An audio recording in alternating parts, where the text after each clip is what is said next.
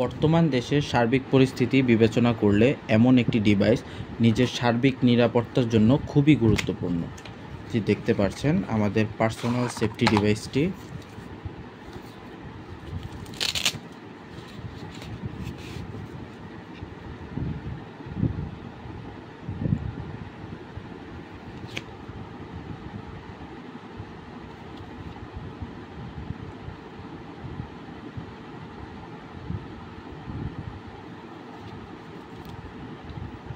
প্রথম ক্লিকে দেখতে পাচ্ছেন যে লাইট জ্বলে উঠেছে।